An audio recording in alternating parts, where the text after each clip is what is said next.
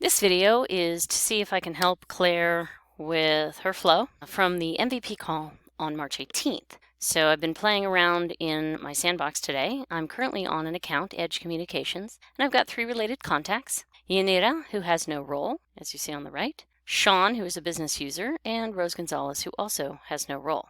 And I also have an opportunity that is still open, and we've got 3 contact roles here. Tim, who has nothing to do with the account right now, Yanira, and she's the decision maker here, and Sean, who is the evaluator here. So let's go back to the account really quick and see that Yanira has nothing, and Sean, instead of the evaluator, is business user. So let's go to closing out the opportunity, which should update everything. And we'll go back to our account, refresh, and now we have Tim as the decision maker. Yanira has been updated as decision maker, or Sean has been updated as evaluator. And of course, Rose had nothing to do with the opportunity, so she stays the same on the account as the related contacts. So let's dive into the flow I made. It launches when an opportunity is updated to close, so we won't get into that. I'm getting all of the opportunity contact roles that are tied to that opportunity, or the record opportunity ID, and contact is null, false. I might not need that, but I put it in my flow to be safe. I save it in a collection. Then I loop that collection.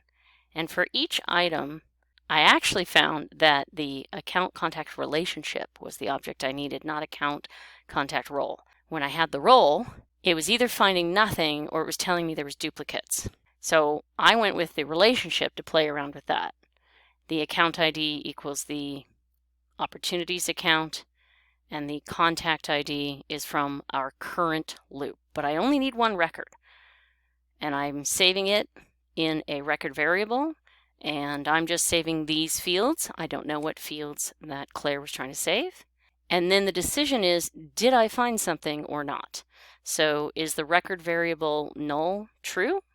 Great. It's going to go down to, hey, we didn't find anything. So add it to a single relation instead of the role. I was calling it relation for myself here. Relation record variable, the contact ID, the role, and the account ID. And then I'm adding it to my collection so I can update it later. So I'm adding that individual record to a collection. And then it goes back to the loop and says, all right, give me the next one. Come through. If it did find one that matches, I'm adding that one to what I called an updated relation account contact variable record. And again, I'm adding it the contact ID, the account ID, the role from the loop, and the account contact relationship ID to my relationship record variable. So this one then adds it to the collection so I can update it later. And then it keeps looping. At the end, it updates the records that need updated for the relation collections, and it creates the ones that didn't exist for the new relationship. But I had to use relationship, and I'll admit I'm new to account contact roles, haven't had to use that very much. So I don't know if this is off base, Claire, for helping you or not, but I hope in some way this was helpful.